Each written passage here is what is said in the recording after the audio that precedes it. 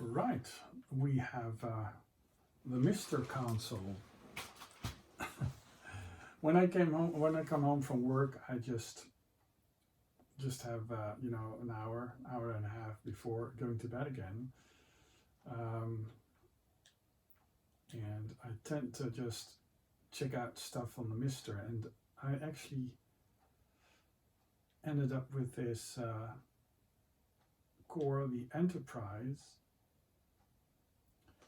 which is actually quite funny because this is one of these systems, a Z80 based system that is actually very similar to the Amstrad and the MSX.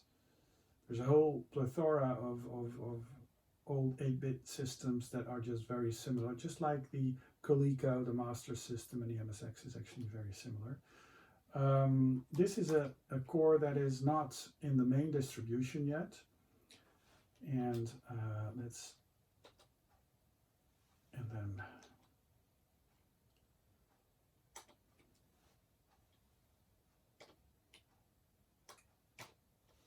like that.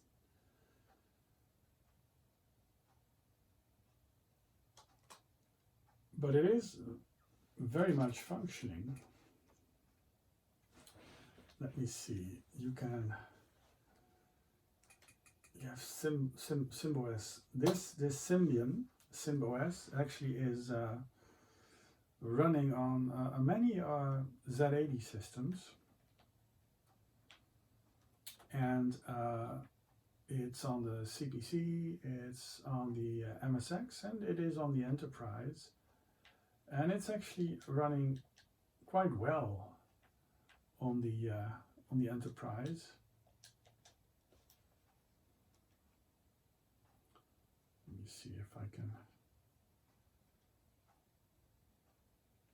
So there's this little windowed Pac-Man game, and I believe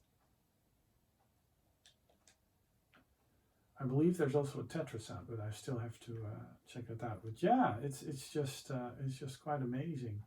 Programs, Common Game of Life, Task Manager, SimC. Well, you can't have everything, right? So Sim Commander. So the File Commander. Oh, there's videos. So let's see if it. Oh, look at that. It's like super responsive. Yeah, I've actually never seen Symbos run like this. This enterprise system, this enterprise computer, it has one of those green screw-on joysticks. I remember seeing it for sale in the Marx bookstore in Alphen aan de Rijn. They sold a new brain, and they were selling the beep, the home beep versions, and they also sold a Commodore VIC-20, and they never actually had the Commodore 64, I believe. I think they sort of stopped selling computers when other photo stores and warehouses actually ended up selling these computers as well. So yeah, King Kong video. I'm really amazed by how well this actually runs.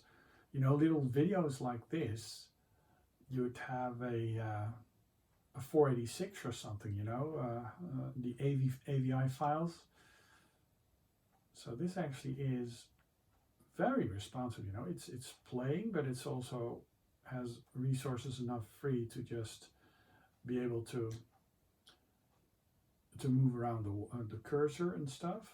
Oh look, this is a huge video where the play button is actually occluded, obscured.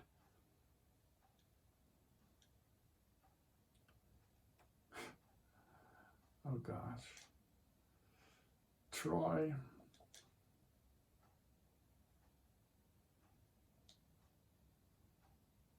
I'm not sure which type of video format this actually is. It may actually be the same video format that the Next is actually capable of playing. I would love to see something like this run on the Next. So you have videos, you've got graphics.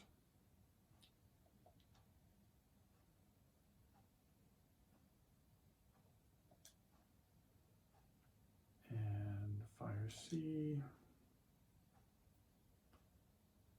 So yeah, I mean it is. Oh yeah, that is actually interesting. These are actually two separate video modes with a different color palette over here than there, but the amount of colors on screen at the same time actually still remains 4. But isn't this just absolutely wonderful? I mean, this behaves. This does really behave like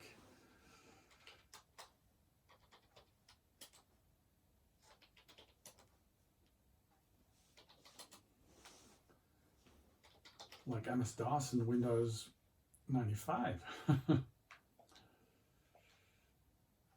Shut down.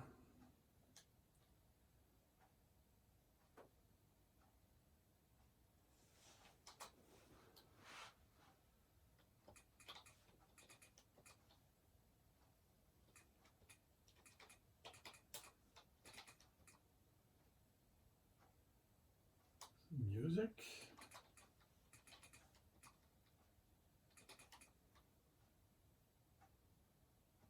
So there's all these.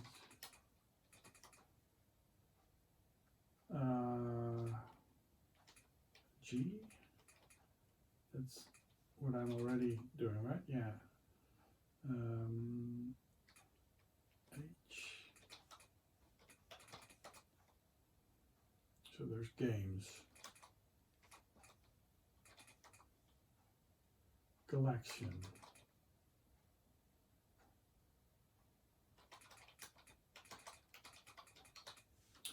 And this computer system, this ancient computer system, actually is capable of running converted Spectrum and AmstradCPC games. So it basically is like 2 of these systems in one. I believe you just load the where's the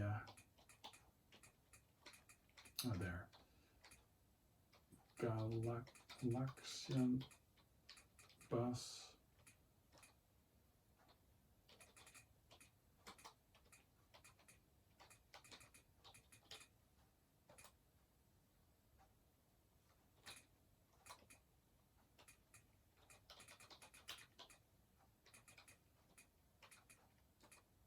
No, load.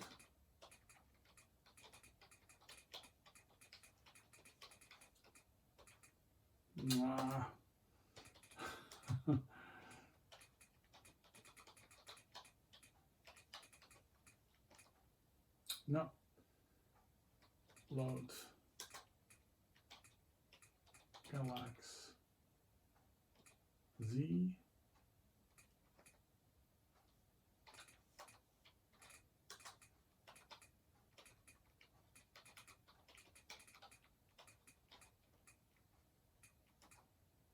If I go back to F, bloody hell. Bloody hell. I'm just having this horrible keyboard modem. So if I do start, yeah.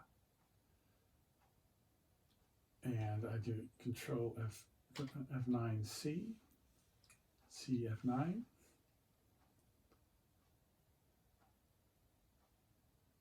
So if I type start, I'm using this very small Logitech keyboard with very small keys, so which is actually quite horrible to type on, but it's nice and simple. So where were we? The G, right? So collection.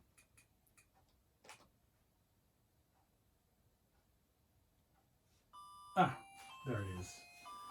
So this is a native internal joystick, 1 or 2 for external.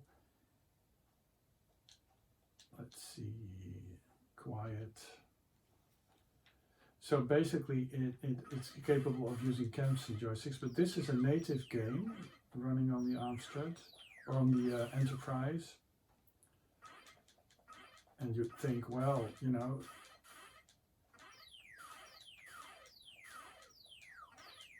a very typical basic game from back in the day. Not the best collision detection. I guess you can only hit them when you fire your little turret just smack in the middle. C F9.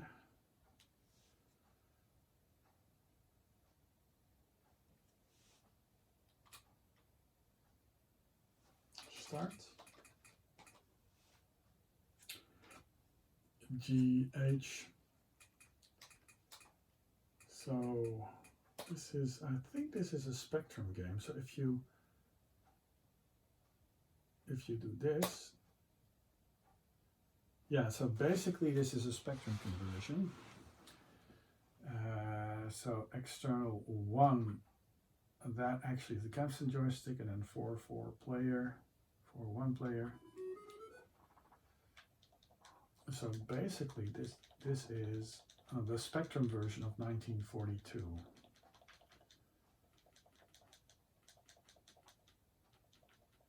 And actually it runs pretty well. Let's check out another game.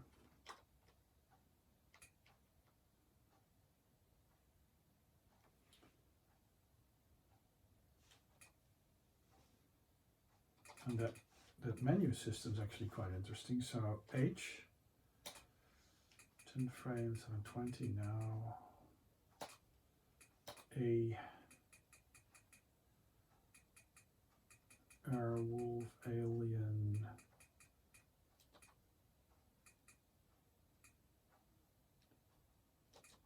So you just run it. So this is another Spectrum game,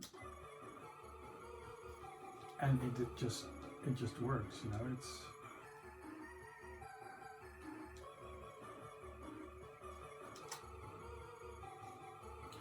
so you have the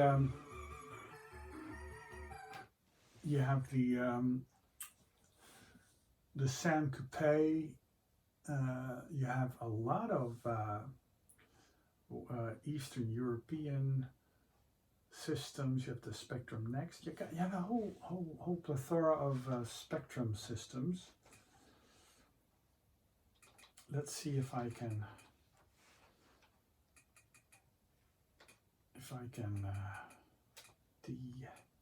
here, Dark Side CPC. So this is a CPC game, and you basically run this. Now the Enterprise has a slightly different color palette than the Amstrad CPC, so these systems really have to be converted.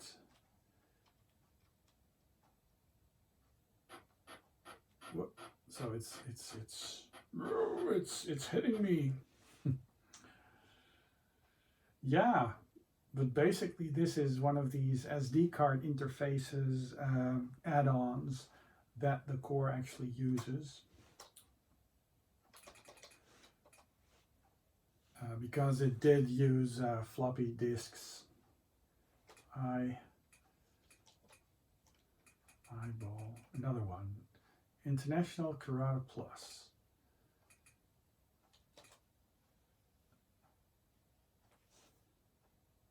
So this is an Amstrad CPC port.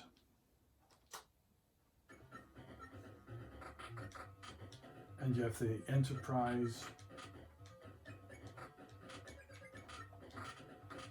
So I hit them, but yeah, you can actually see it actually runs pretty well.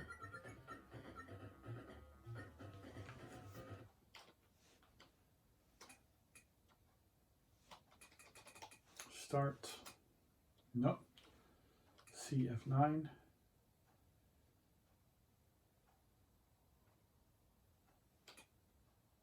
and then start. So this EX-DOS actually is a bit similar to perhaps the TRS or TR-DOS on the Spectrum. Let me see, H, G, there's videos, graphics, music.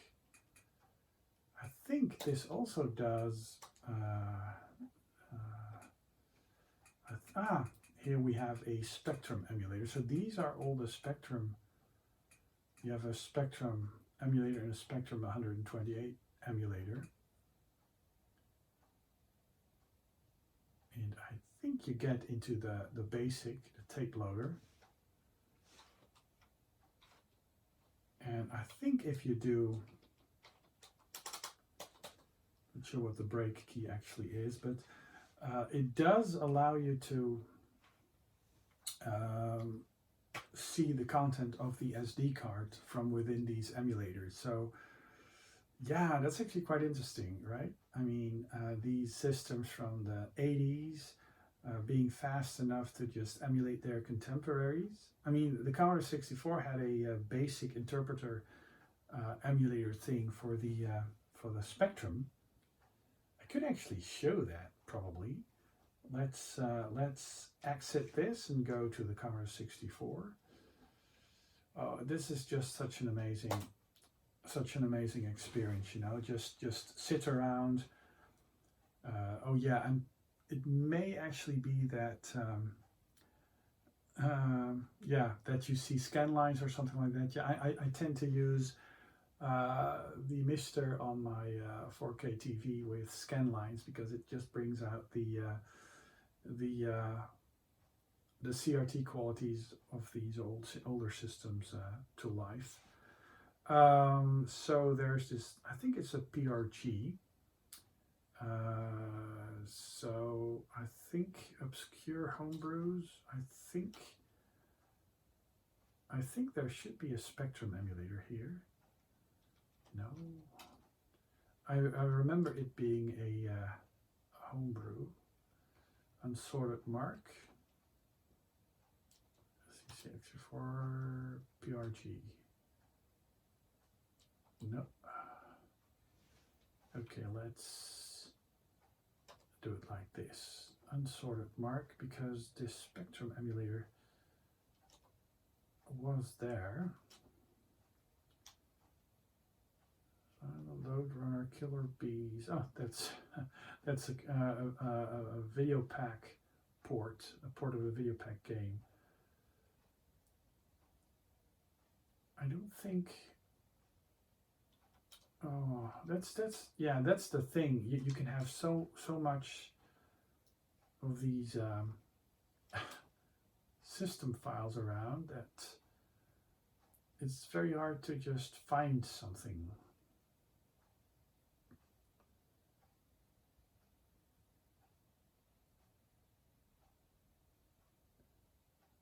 Perhaps we'll be able to get lucky.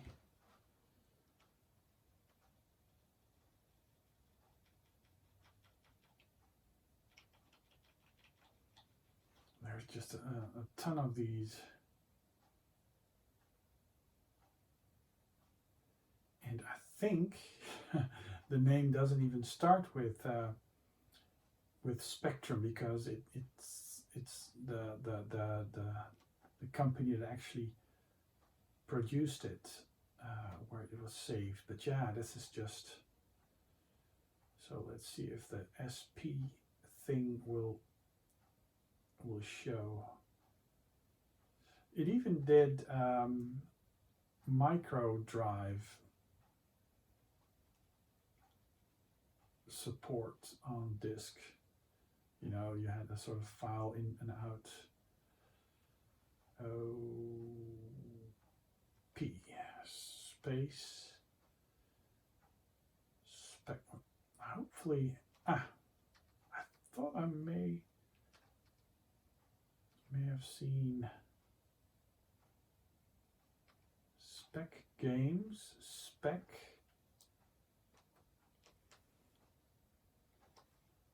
F7 for Dear Special Agent. No. Let's see. Spec Games 017. This is just weird. Let me see. What is this?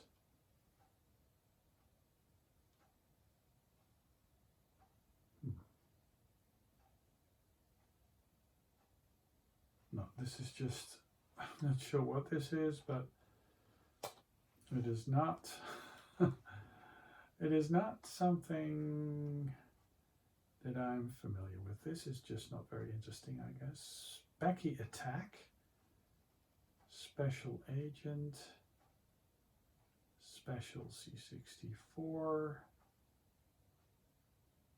Special Program, Spectrum, Special Spectrum. This is just this unsorted whole Spicipede, Spectre, Spectacular Floppy, Spectipede, Spectrum Emulator. Look, Spectrum Emulator. Let's see. Because yeah, I've been oh, what's this? This is weird. Oh, this is just a card game.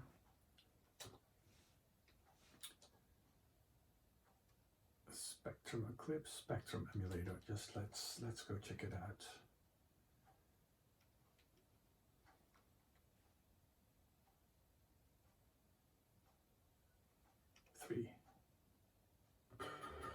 Spectrum Emulator.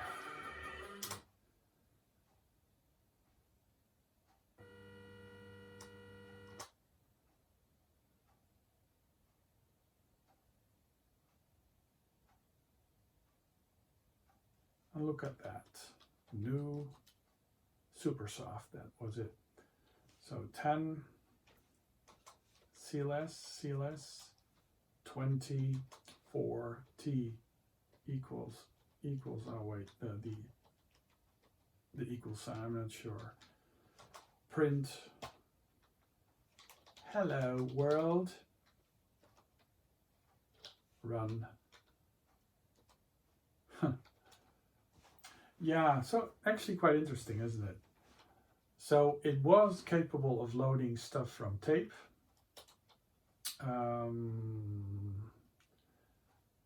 What else is interesting?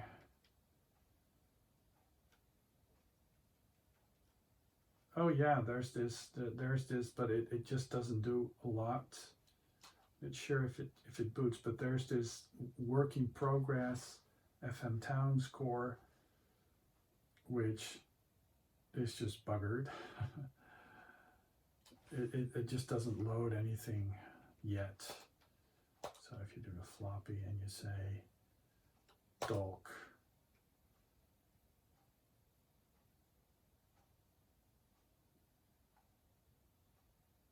it just doesn't load. There, it gives an error, so it's not fully completed yet. So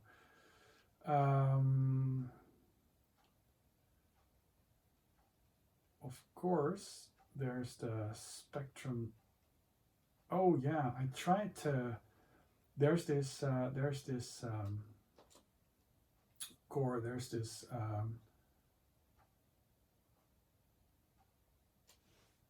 also a beta core. It's one of the SunStation cores, but don't think it's actually capable of running it yet. Yeah, I need to find the correct system run, but you actually are able to run Next, and you are able to run Linux. It's actually quite interesting, but these are, you know, I have to tinker with it. What else? Oh yeah, the Spectrum Next. This is a version of the Spectrum Next, and it is something that I have in the game room. My real Spectrum Next is sitting on its desk in my study, but I do have quite a few little games. So I have a selection of new games and World of Spectrum. There's these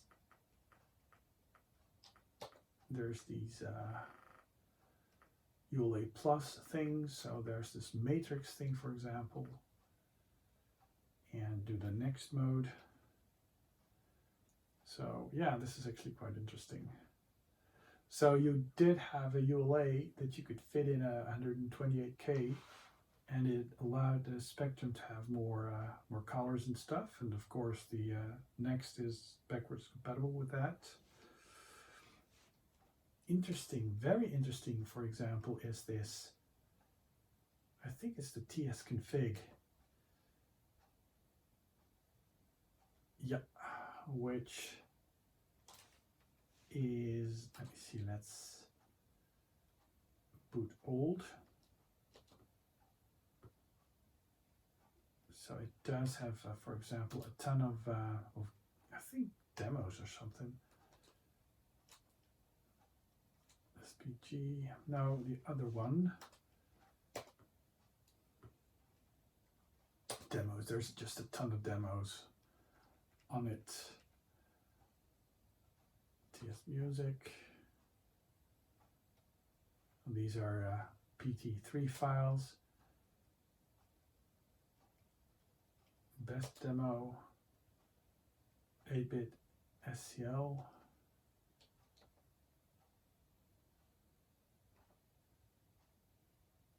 So this actually is, and let me see,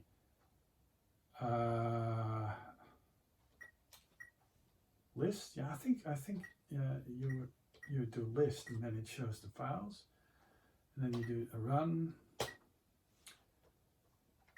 8-bit, and it just loads it. So it's yeah, I think this TS config, it's a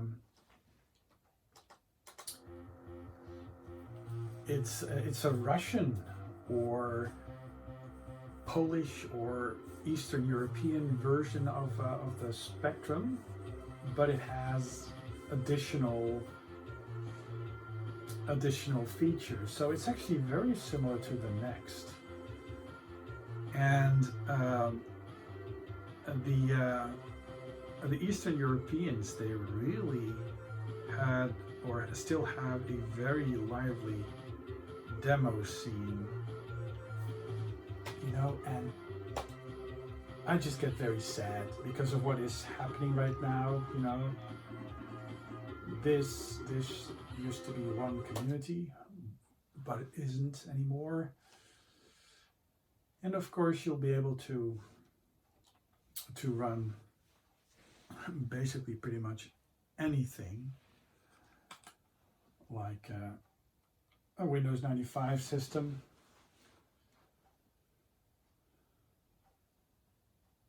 And this is actually the exact same background that I used on my real Pentium 3. I had this on my Windows 3.11, and this actually is the tiled background of an emulation website. It was called Damaged or something like that.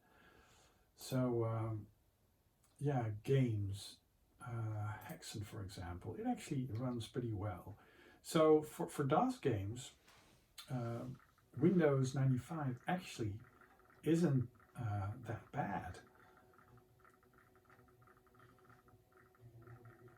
Of course, there are these weird games that have all sorts of weird protected mode that will not function properly in within Windows 95, but you can boot into real DOS. But So yeah, I mean, this runs very smoothly.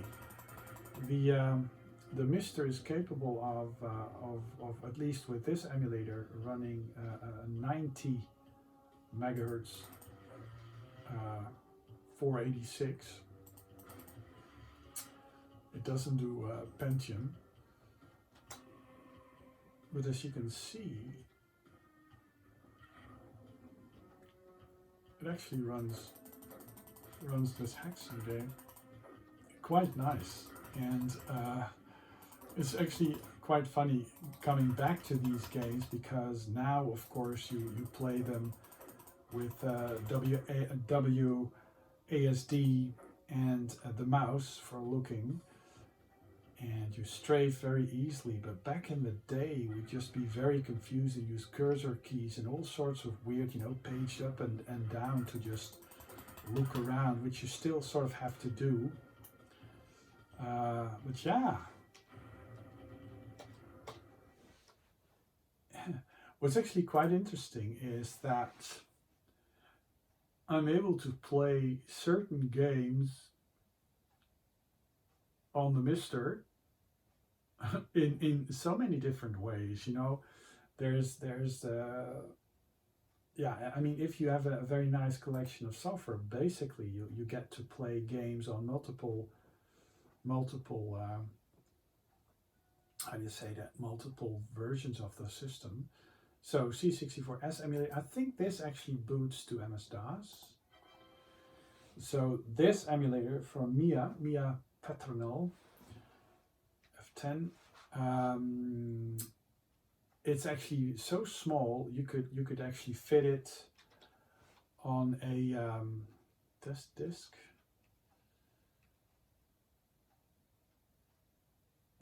Load.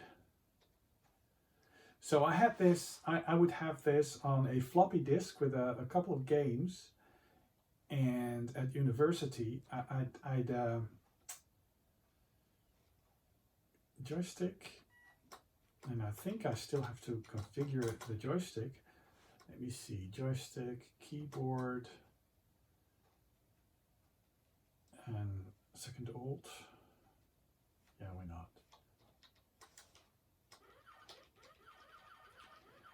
And it would actually run on the 486 and 386 machines, and basically it would use the beeper, and I would supervise these practicals, and let me see, yeah, the sound. And it would be a lot of waiting, sitting around, trying, and look, it even does the border, the open border thing. A lot of sitting around, waiting, answering questions. So I would just sit at a desk and just boot up this floppy, and you know, play some Commodore 64 games. So that was actually early 90s. And some people would walk up and say, "Hey, I know this system." So discs. So I think this actually is, yeah, these are a few of my own converted games, I guess. Nebulous, Talking Heads, Rampage, New Intro Alpha.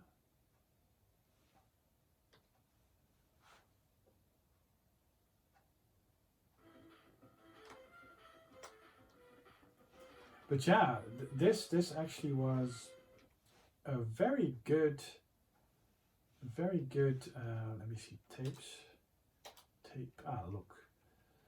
Oh, this is one of my own demos. Ah, it still works. Yeah. Oh gosh, this demo actually was a little thing that I created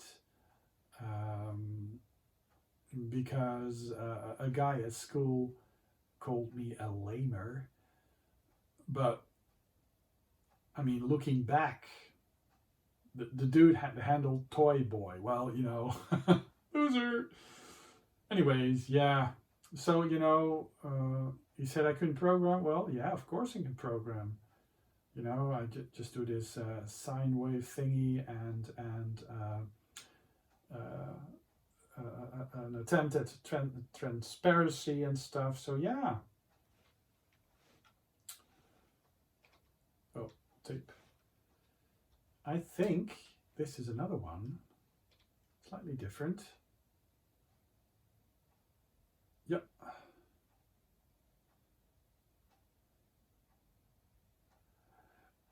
I had this color bar routine. If you use this with an interrupt, you can actually have these copper bar things.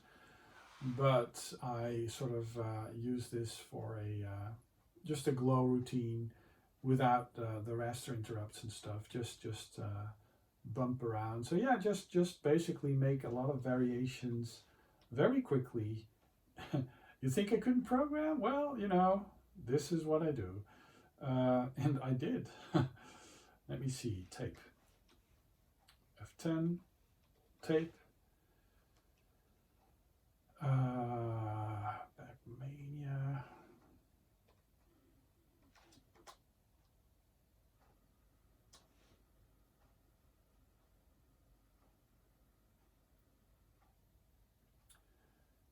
No.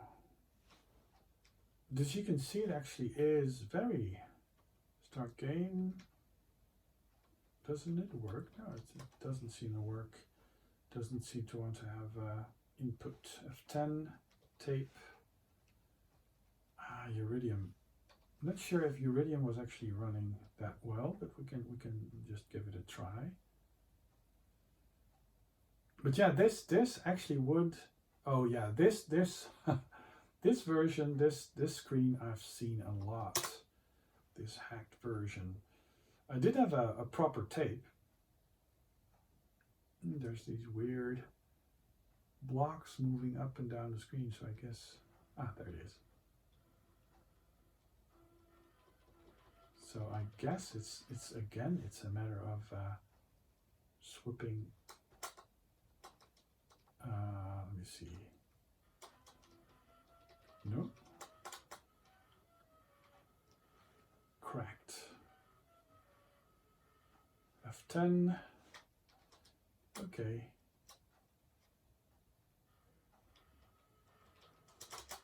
F1. But isn't it cool?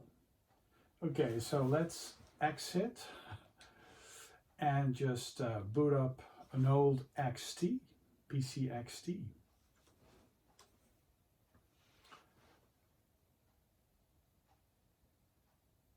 And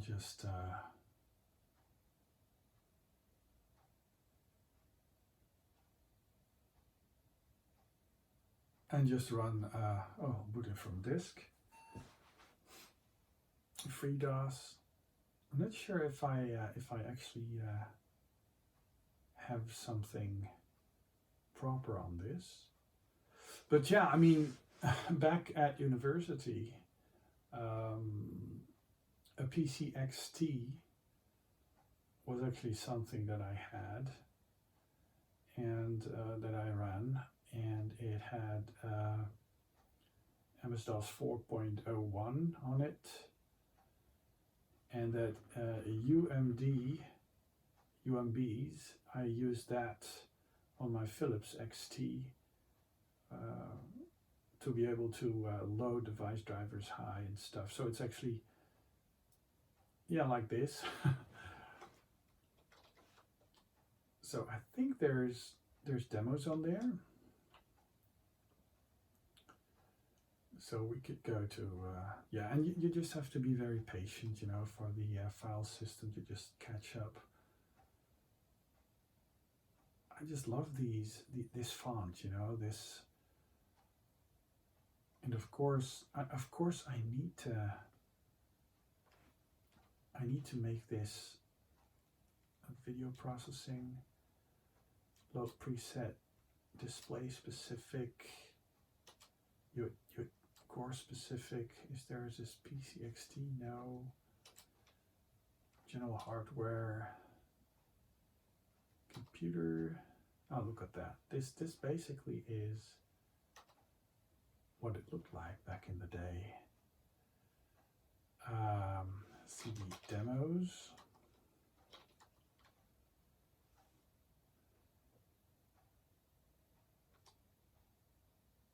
$88.08. Yeah, let's do that. No. Oh gosh.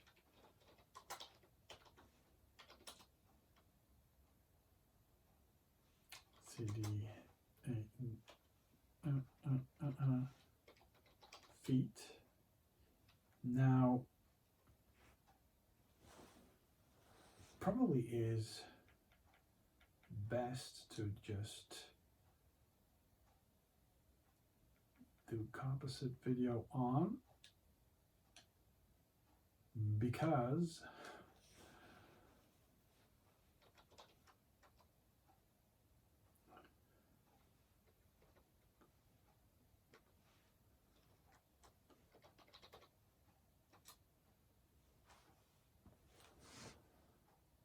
tables, because it was a way to be able to use a color screen, 16 colors on screen, because the CGA was limited to like this 4 color palette.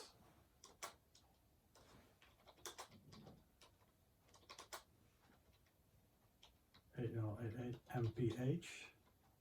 And I do think I've shown this before, but this really only wants to work properly on real hardware. So MPH. Thanks for running on real hardware. So basically this just does yeah, and it's a bit weird, you know, it's not perfect yet, but space, old, look at that, old,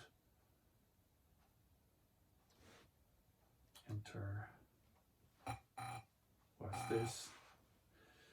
So yeah, I mean, this was back in the day when, you know, PCs still came with sometimes 64K. And the C64 in a lot of ways was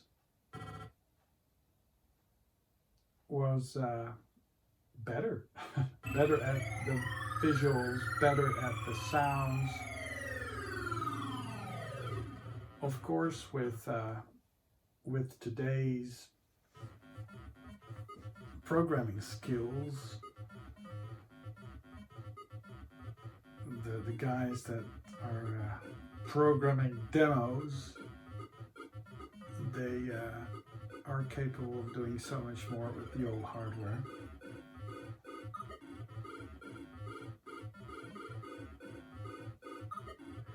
And this is still not perfect, because in this core the CGA just isn't good enough, I think, but it may be down to my the BIOS files that I have for it. Now the sound that you're hearing, it comes from the TV, of course, but it's supposed to be a PCB burst sound. But yeah, I mean, of course, the 88088 or the 8088, I think I mean, it is faster than the 6502.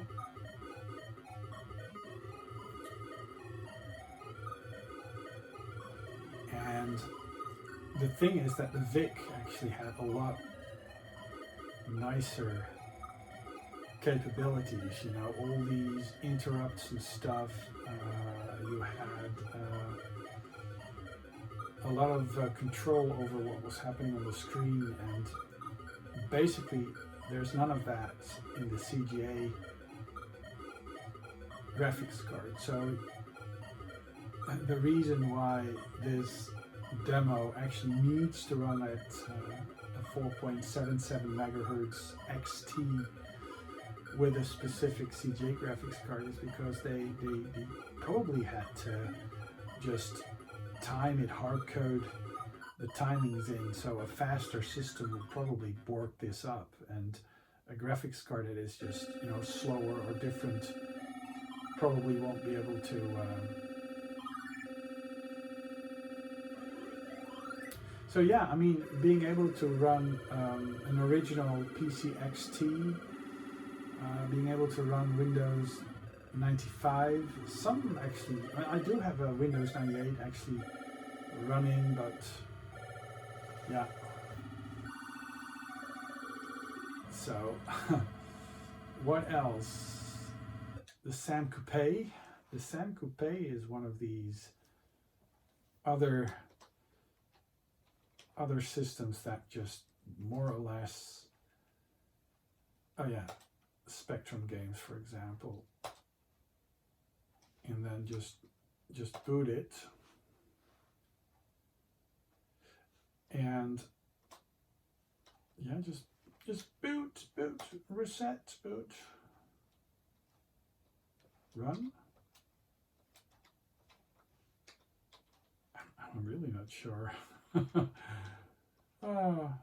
There it is. Was the Spectrum game loading? Yeah, I have a folder. I've created this huge folder, and in it are all the is all the documentation of these various cores and how to use them.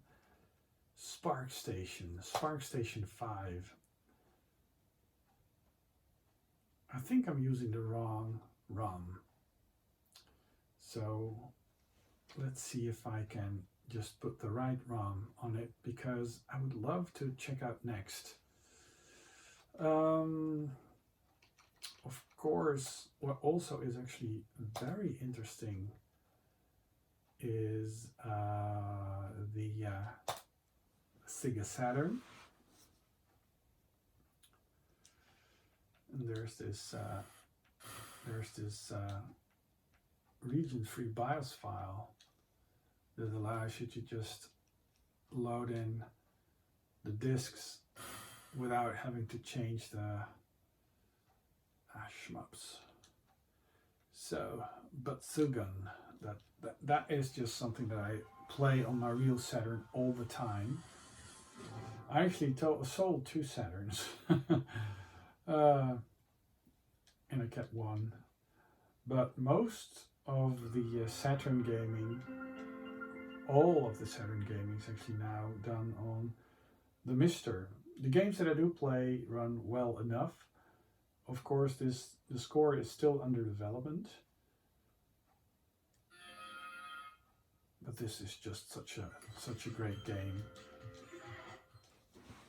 I'm using a PlayStation 4 controller. Yeah, Bluetooth is more laggy than, you know, a direct wired controller, but it's good enough. Oh. And there is a significant difference between the responsiveness of these FPGA cores compared to running these games, for example, on RetroArch. I mean, they're good, but this is just, yeah, very little overhead, just, you know, a small Linux distribution communicating with the core and the outside world, just providing this interface, but the core itself just being this retro system. And of course, there's different ways of going about creating these FPGA cores. You know, you could go the emulation route, sort of. Just let me see, Darius 2.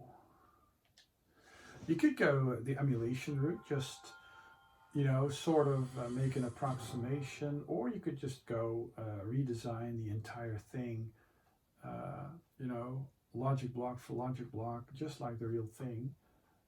There's various types of cores. Some are really oh, this is running in a very high resolution.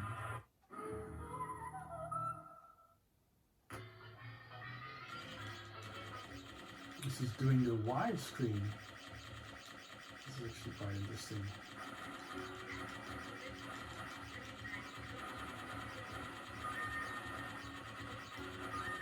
It's a great smart.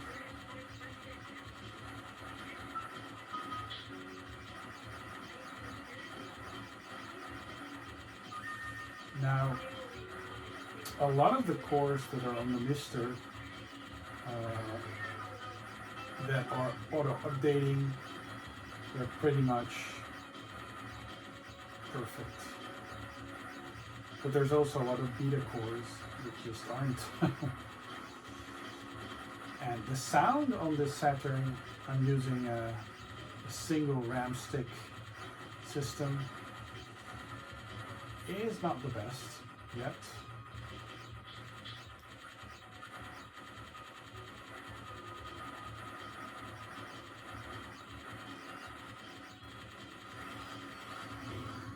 Oh yeah, I wanna, let me see, Game Gear. There's just this great Alest game, Alest 3, which can be found on, yeah, and I'm using a facsimile of my little Game Gear screen. This actually is an Alest game from 2020, I believe. And you can buy this. You can buy this on a collection for the PlayStation 4, I believe, and the Switch. But there's also a physical release. But for some reason, the game dump and the game is not really very standard. So I mean, it does run on real hardware. It runs on the core.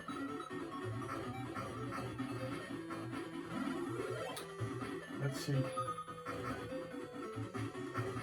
I must say that from a gaming perspective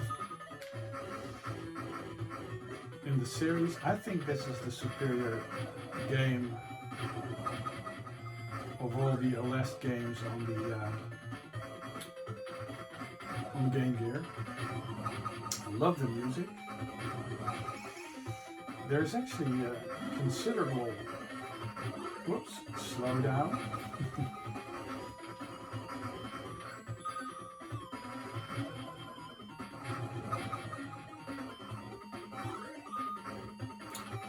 But it just has it all, you know. It's just compile shooters, you know, picking up the specials, and the weapons are actually very, whoops, very comparable.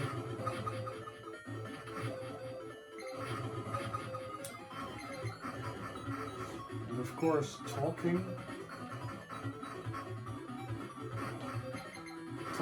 and playing this game at the same time just isn't working.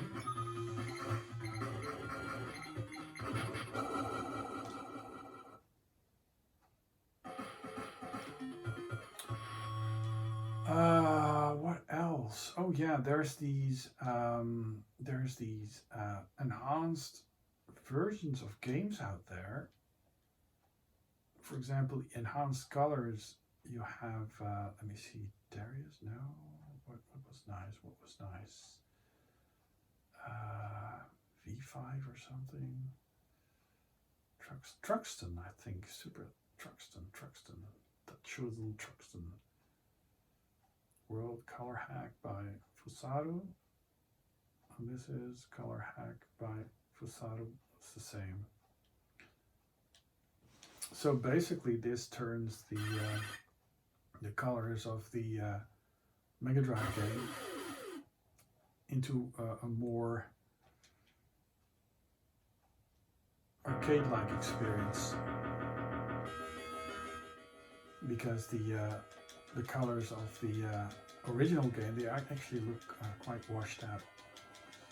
I may actually show you that in a bit. The Mega Drive only had like 65 colors or 63 colors on screen.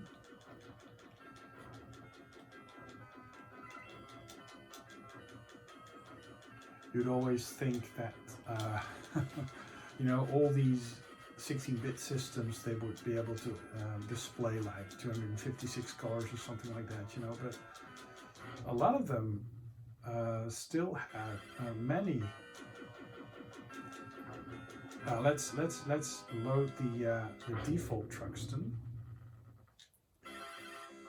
Let me see, Mega Drive Mini, no. Mega Pack, genres, series, genre, shmup, and then Truxton. Arcade colors. So let me see. Not sure if it is really obvious, but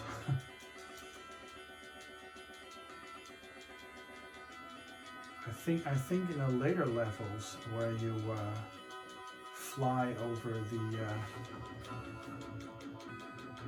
over bits of the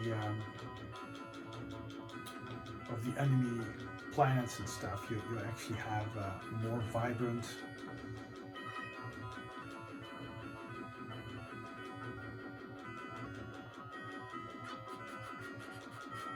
this is just a hard game.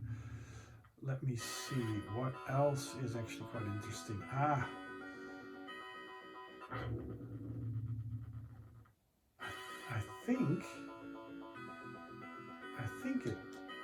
think there's actually an update. Let me see. Reset. No. Reboot. Yeah.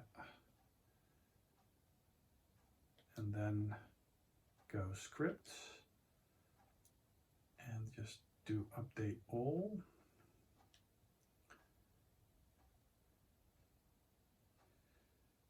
So there's even a way to have the Pocket, that Game Boy Pocket FPGA thing. You'll be able to hook it up over USB, and then the MiSTer actually is capable of actually storing or updating that Pocket FPGA system.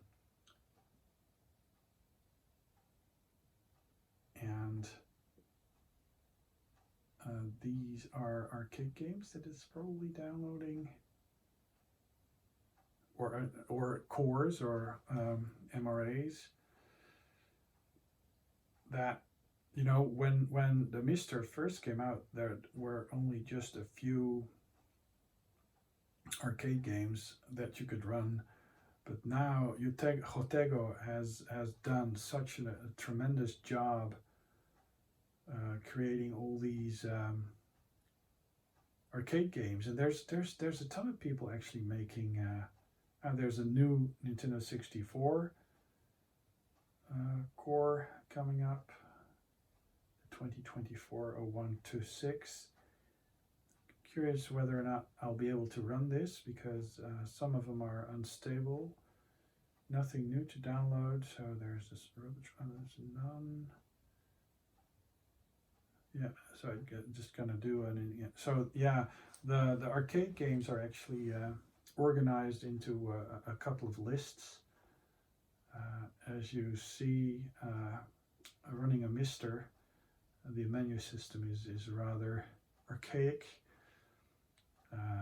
You really have to create your own organization, you know, just make your own collections, like what you saw me navigating into the Mega Drive. You know, you saw game genres and stuff, And you can actually do different,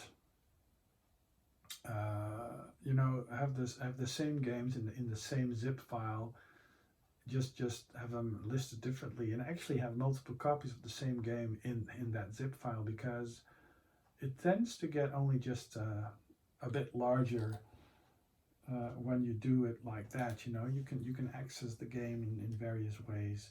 There are people actually who are using this. This is actually the Linux backend for creating a sort of description file thing, basically very similar to what you'll find with your K-ROMs, where these collections are just generated. You know, you'll be able to run all these Amiga games from the menu system, because you don't have to go inside of the core. Arcade games, for example. Arcade, organized collections, genre, and I think a shooter vertical, shooter flying vertical, and then Dodonpachi or something like that. Donpachi, I like that. Now, these are amazing games, and I tend to, on my 4K TV, I tend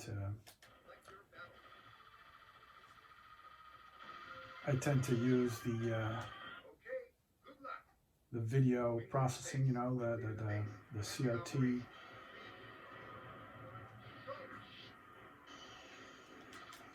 Now, I'm a bit lazy because you see slight stuttering.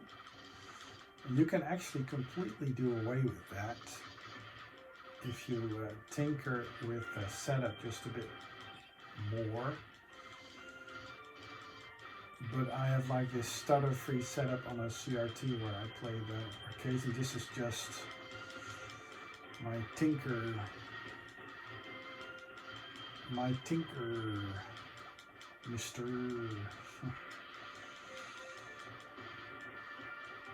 I just love cave shooters.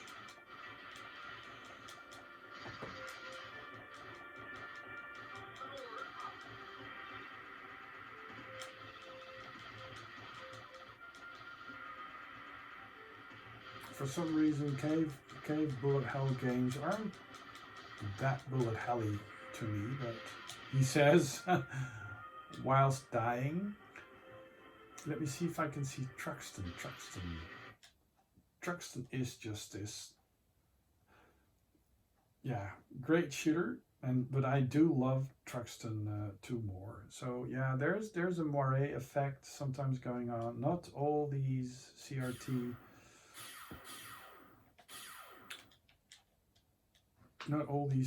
things, they work as well, I think. As you can see, the Mega Drive version of this game actually is very good. Of course, it has to make do with the 4:3 aspect ratio. This is Tati.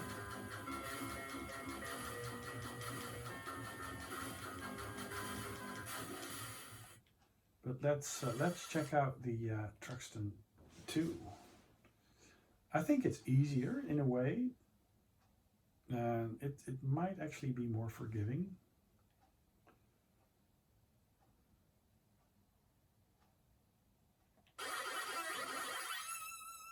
Whoa.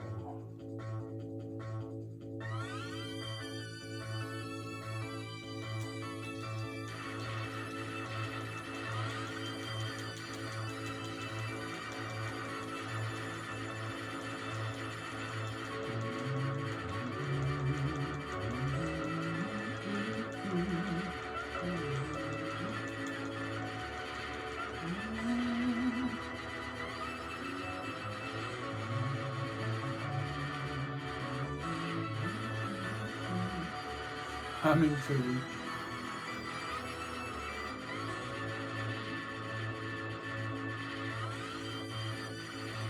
Oh, I just love this. I just get into the zone.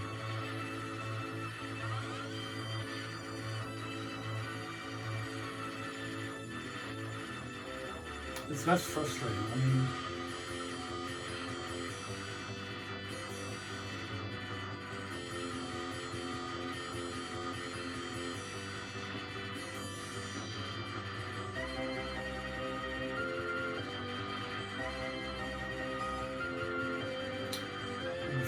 filming this with an iPhone probably doesn't help either.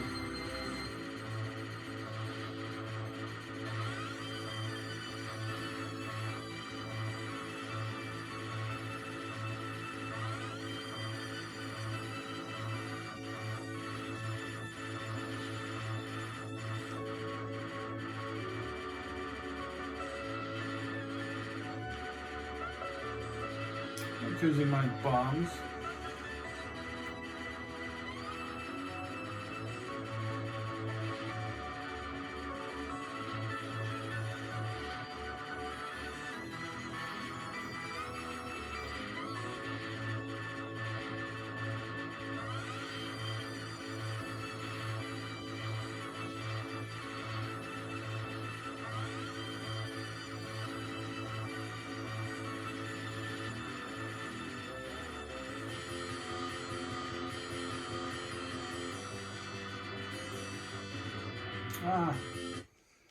Oh well.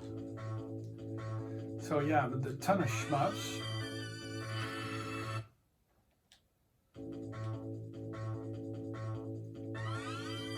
And of course, what's also very interesting is the Nintendo 64.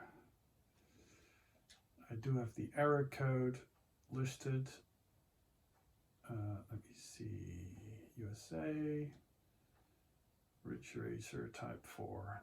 Ridge Racer Type 4, Ridge Racer 64. I just love that game. Whoops. Of course, I'm having issues with pressing the button on Japanese PlayStation, the A button on the Switch, and the fact that my MiSTer actually has the proper, what is it, the normal, how do you say that? The normal button layout. So you tend to press the opposite button. Now the Nintendo 64 core has come a huge way.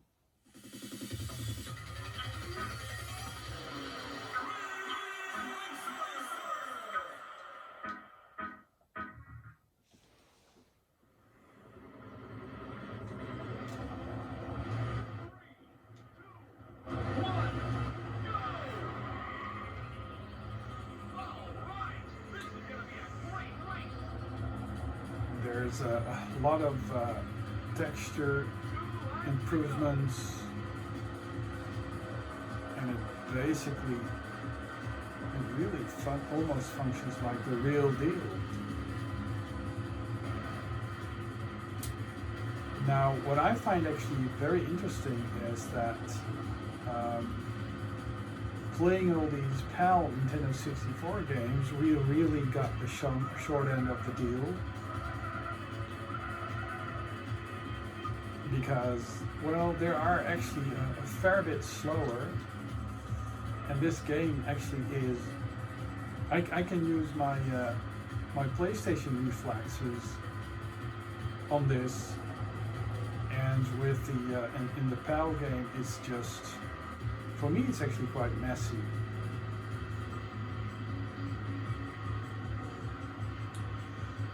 But this, I think, is one of the best racers, arcade racers on the system, provided you like Ridge Racer, because this really is Ridge Racer. And I guess compared to the PlayStation offering, this actually, if you don't mind the trilinear filtering, may actually look superior to the PlayStation version.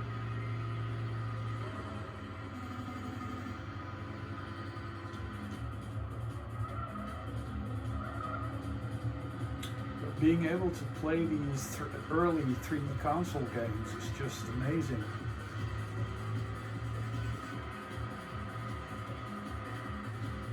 With Nintendo 64 being possible, you'd think that perhaps the PC emulation would actually be perhaps a bit faster than what it is right now, or perhaps have a simple 3D type accelerated graphics card thing. Change course. Yeah, I just...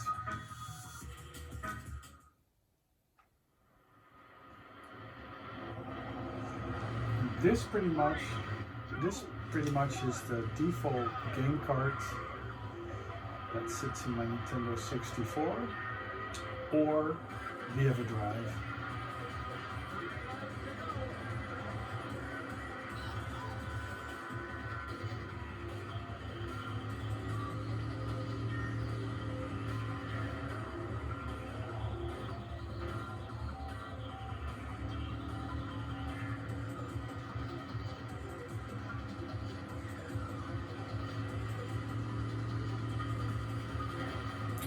I believe there's a Nintendo 60, or is it a NES emulator for the Nintendo 64 that also runs on the core, which makes it a bit of a convoluted thing because, you know,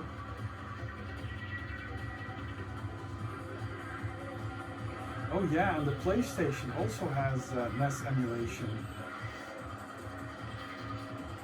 Pretty good actually. Amazing for this 33 megahertz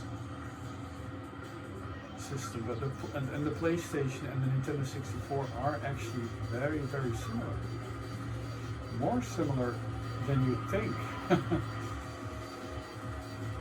But I do think that Nintendo really did have more graphical capabilities than the PlayStation in a lot of ways, but it also was more limited because of, well, the game format, you know, it being severely compressed sound and just having very little data, just about a 1/10 of what you'd find on a floppy or a CD-ROM.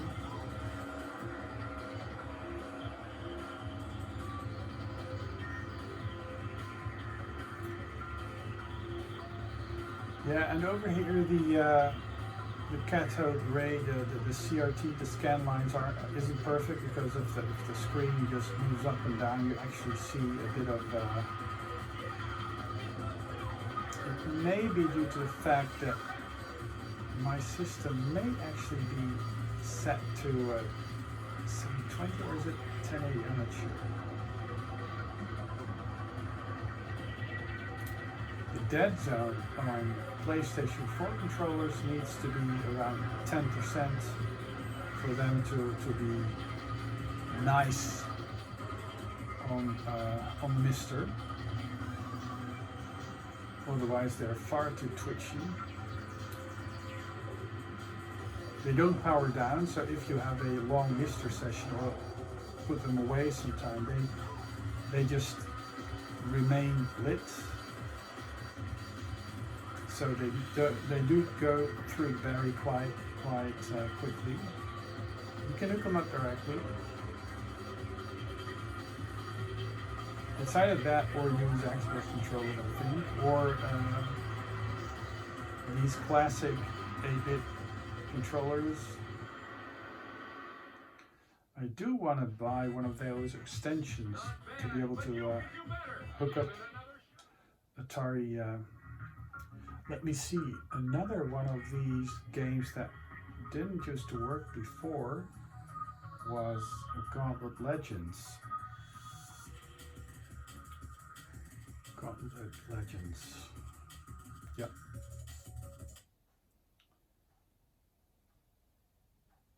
And it does use the expansion pack.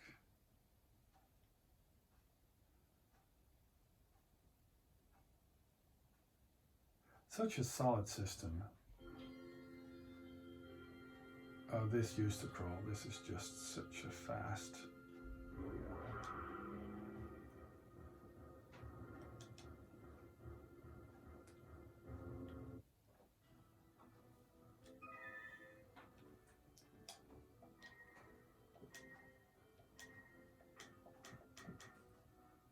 And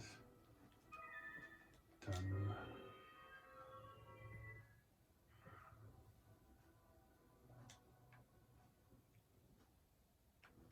Okay, old storyline. Let's go enter the first field. It's quite different this beginning from the PlayStation. Whoops. Enter.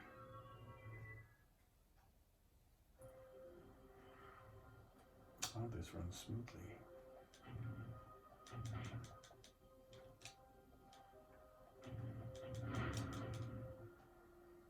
Oh wow. This runs at 60 frames per second. Wow. Yeah, I've never seen this run smooth because the PAL game actually runs. Well, we could show you the PAL game. Let me see, Europe, Gauntlet.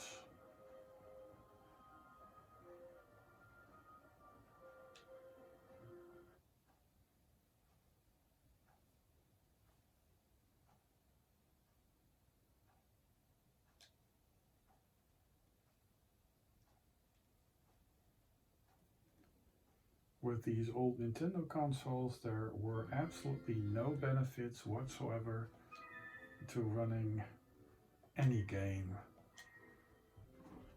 in PAL.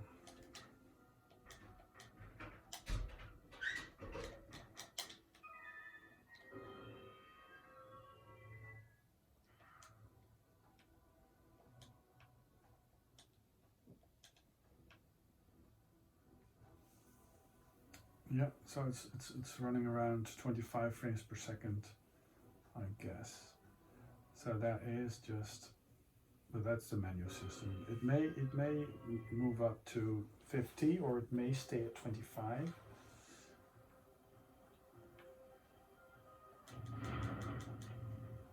It's not horrible, but I mean it is less smoothly, and it's like a 20% different, I guess. And there's more lag because there's you know, per cycle there's just less.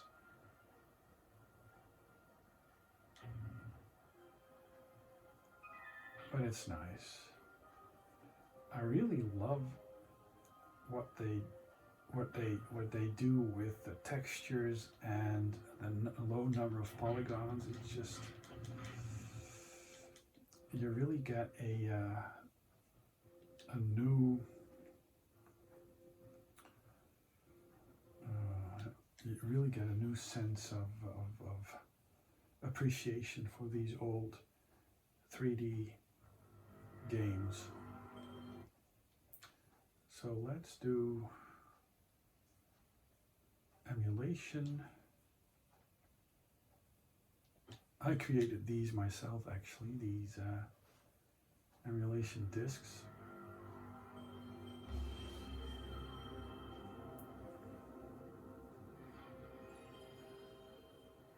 And the thing is, they're actually surprisingly good, and they're actually quite fun to run on an original system as well.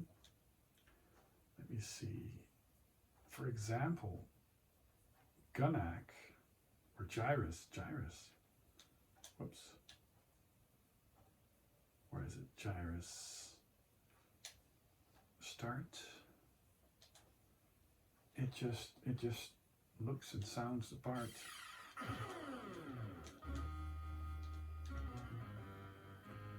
I mean, if you're playing this,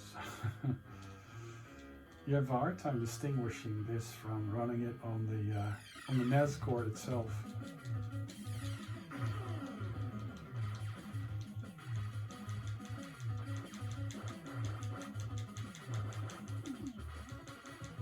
The sound is pretty much spot on.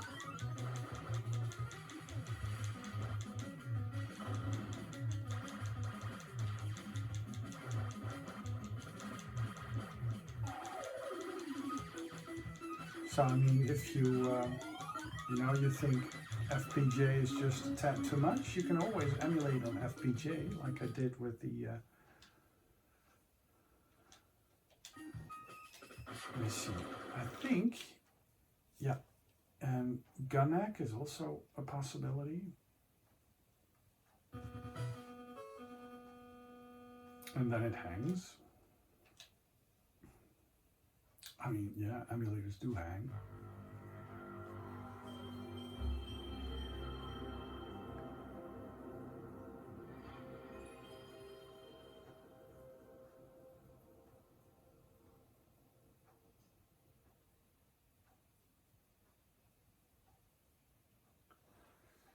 So Gunac.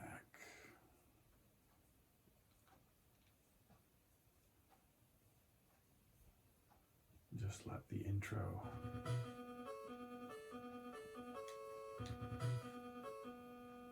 It hangs again. Oh well. We can always play it on real NES.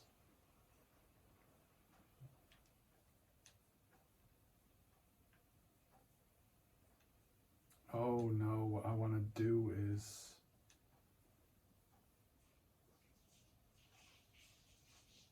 Pac-Man Championship Edition.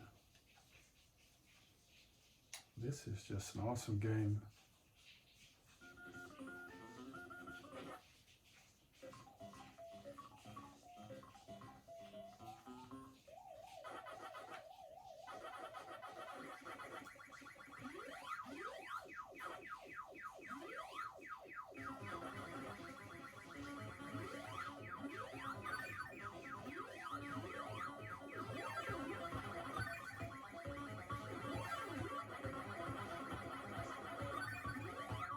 This is just such a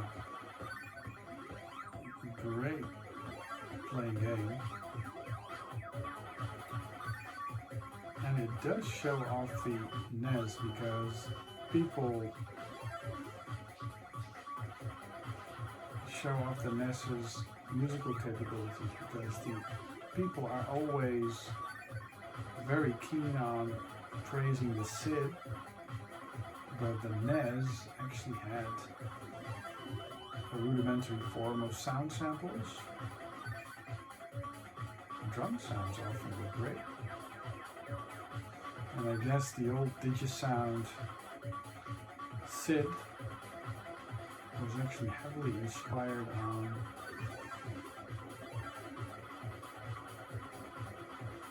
the NES.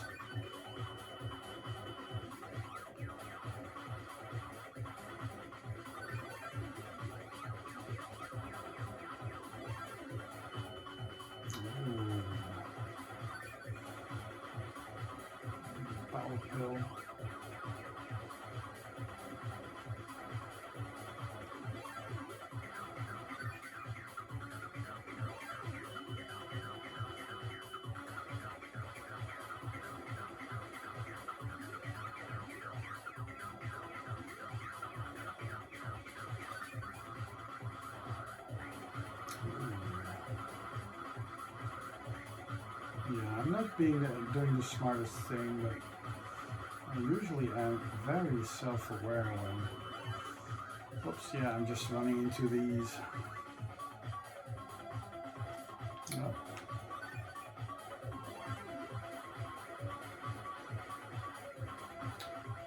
just, you know, these weird zone type games where it's just switch reflexes, twitch reflexes. It's just, yeah, I just love these. And it's really weird, but the faster they become, the easier they get for some reason.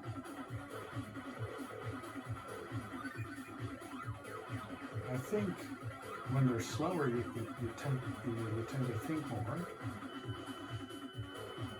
and that slows you down.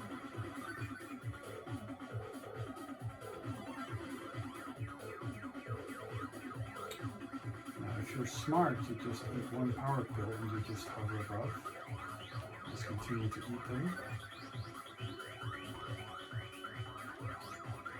Like so.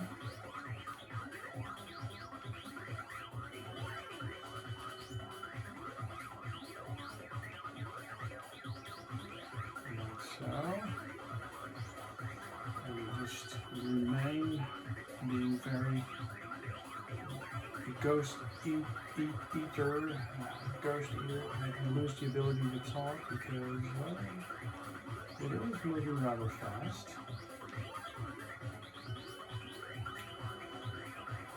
Speaking a foreign tongue, whoops, yeah, that's just unfairly quick.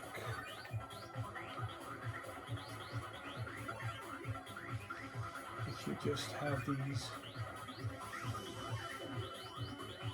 50-point powder,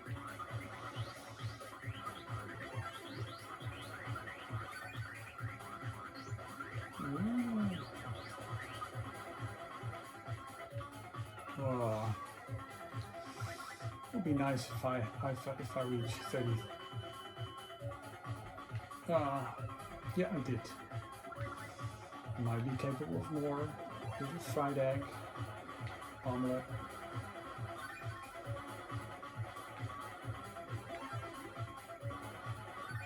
Yeah, you really have to sort of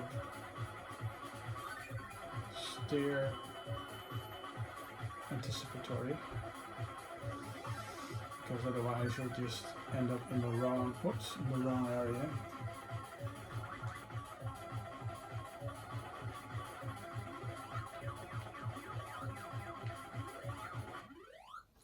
So 338,270. Oh wow. Nice.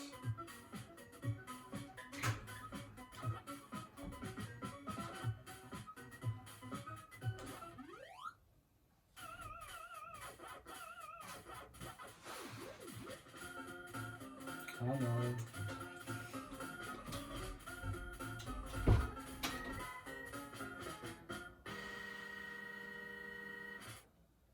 And there's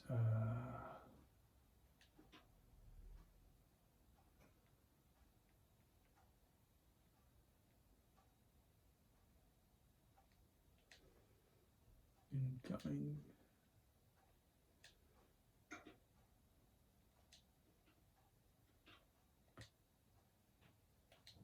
Don't think these weird games actually function.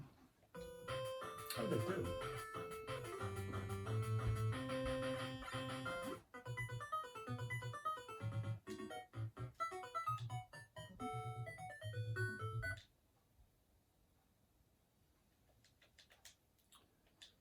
I got one of these that has contra music. I have this one. The exact same one.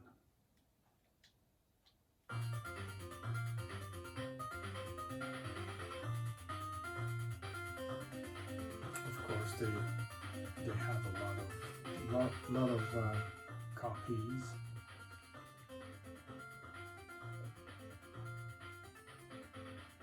Especially when there's names behind it. Let me see what else.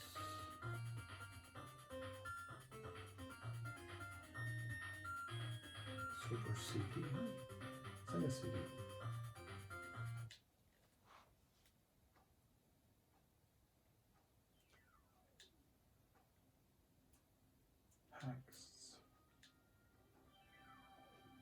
homebrew.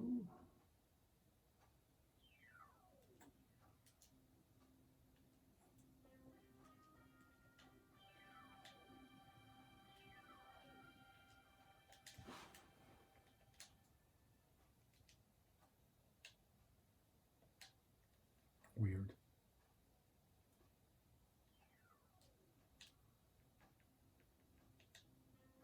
Yeah. There's just one homebrew, I guess.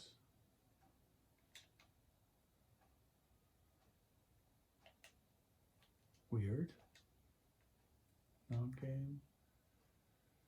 Content interactive.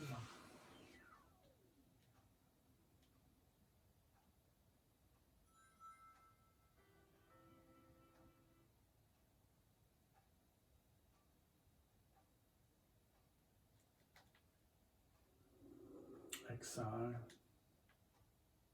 Contents interactive encyclopedia.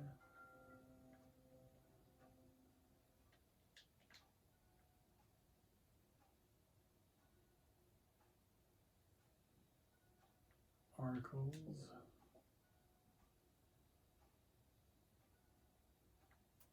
Wow, so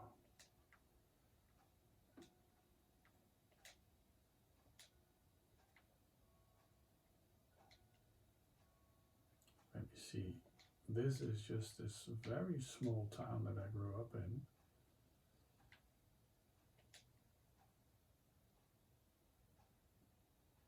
And it doesn't have it, right? No.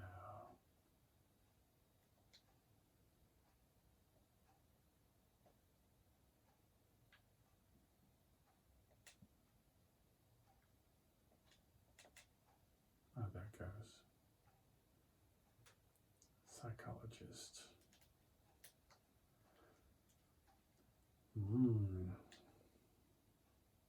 Turbo Duo.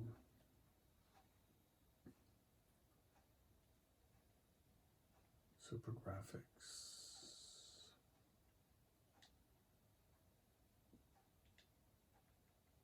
I think there's super graphic. Ah, there it is. 1941.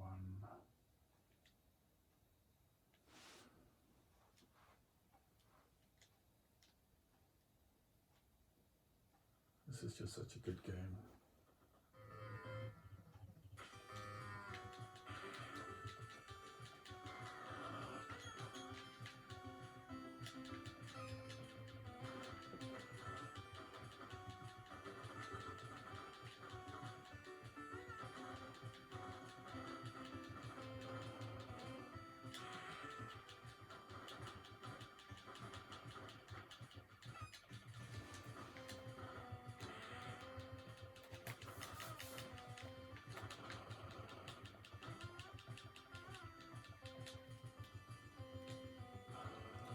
Let me see, Super Nintendo. Yeah, I've got these boot ROMs, these automatic boot ROMs. They look nice. They're just new cards with a MiSTer new and homebrew. Project nested. So it says SRAM is missing. That's a shame.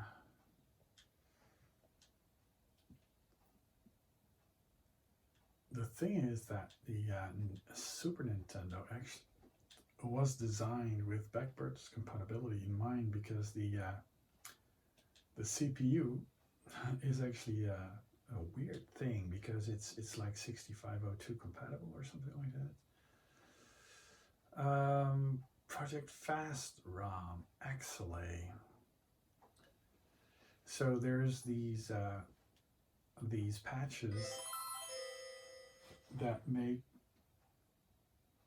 some of these games run without slowdown, which is excellent. ARM's installation is complete. Good luck.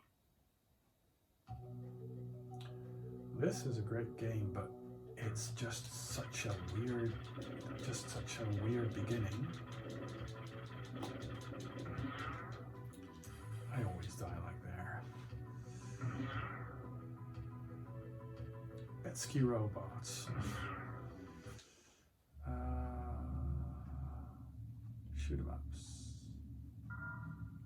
Let's go for Super Space Megaforce. Super. I think Famicom.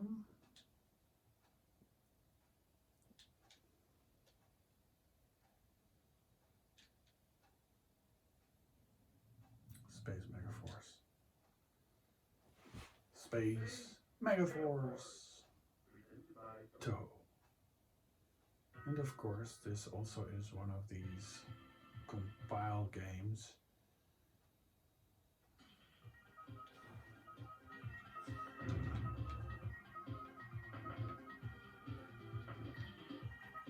Yeah, these clouds, these transparent clouds, that was something that early Super Nintendo emulators weren't capable of fusing.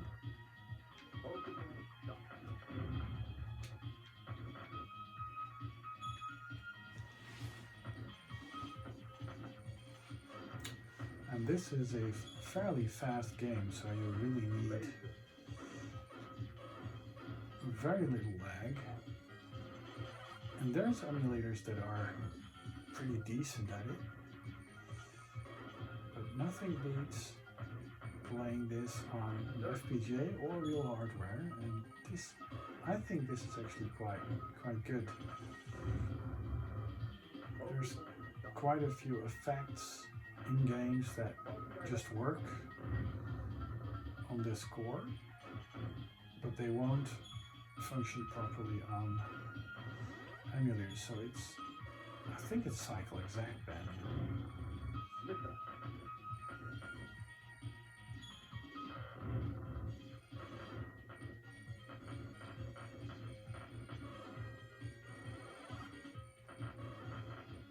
Now there's probably gonna be people saying, you know, you do this, you do that because I'm doing things wrong. But you know, everybody will play these games their own way, I guess, you know. I just find these explosions very satisfying.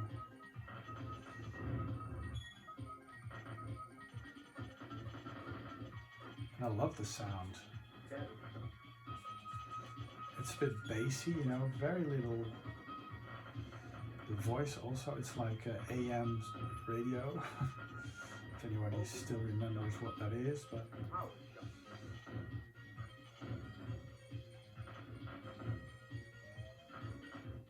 oh yeah, and European AM radio was just horrible because it was never stereo. I believe the Americans actually had stereo AM radio. And there's countries that don't even have analog audio anymore, analog radio anymore.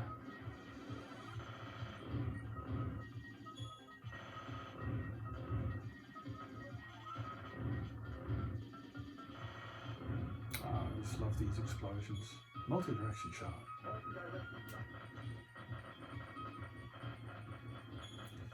And this compile game is very similar has very similar mechanics to the cave shooters.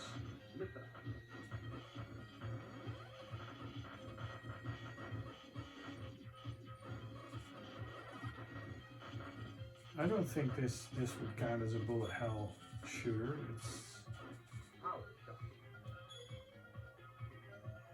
The thing is, it's a typical Asian shooter, and I you know, Western shooters, they are just weird. They have this totally different way that the attack patterns are, you know, for these aliens. And for some reason, the Japanese shooters, they just feel nicer. I think the attack patterns are more organic or diverse.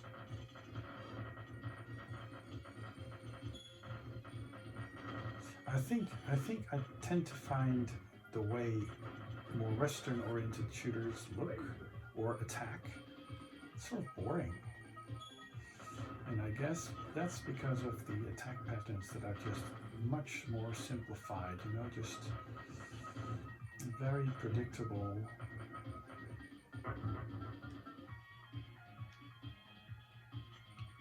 And often actually quite difficult. Let me see what else.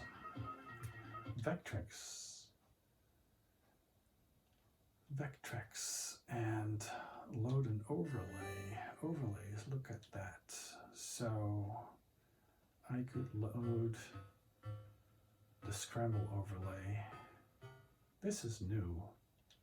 So I load the overlay and you can run scramble. Oh man, and then I just load the overlay.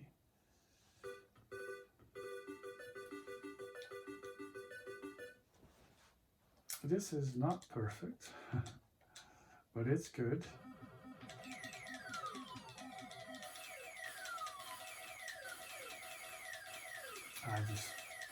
I've got two Vectrexes, and I love these machines a bit, though they always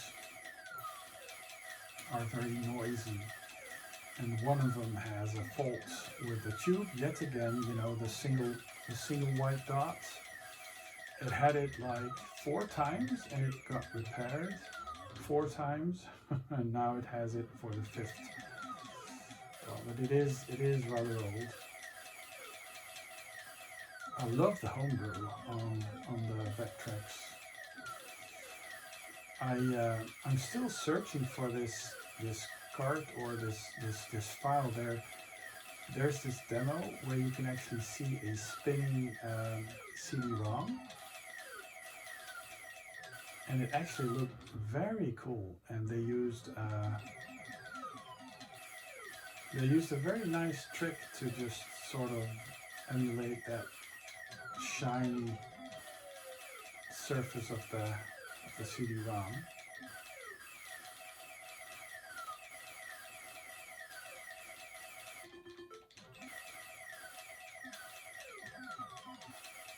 Moving up in the world.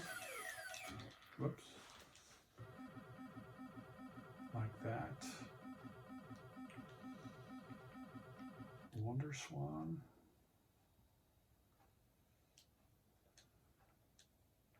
Genre. Shooters. Space Invaders. We just have a single. Yeah. It's actually quite interesting, this system. I did see it in the wild in Europe. Most often people who would be very keen on the NeoGeo Pocket. Oh wait, I did have a NeoGeo Pocket beta, but I'm not sure if it will work. NGP, SNK. Console, Game & Watch,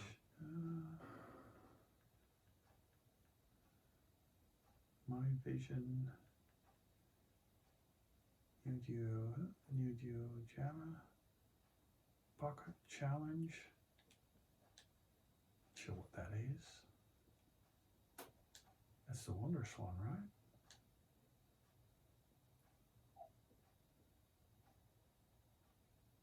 I'm really not sure what this is.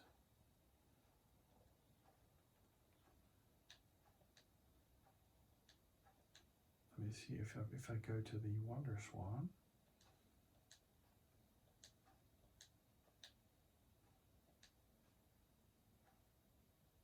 Yeah, it does run those. Really weird. Not sure what actually this is, but Saturn, Super NES, Super Vectrex, Wonderswan. Has it been removed? Other? Or is it unstable? MO? Not sure what that was. Oh, that's a Thompson. No files. Yeah, we need to Super NES, Mega Drive Unstable, Genesis screen. Right. I thought I had NeoGeo Pocket in there, but it seems to have been, or have I put it over here? No, hope not. SMK.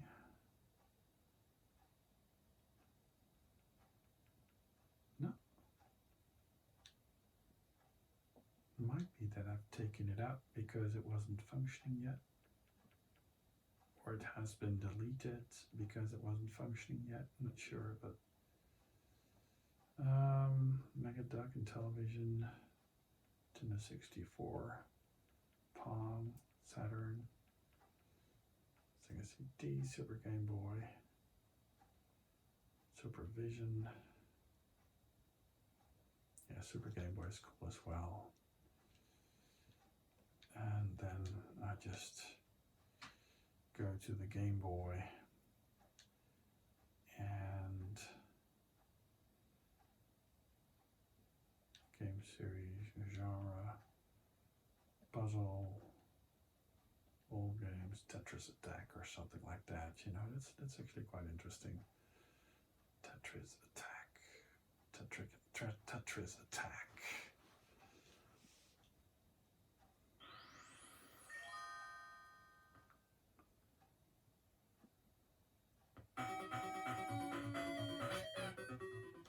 This is such a cool game.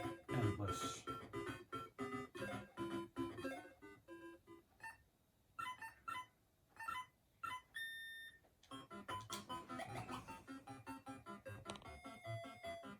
Okay, let's turn it off.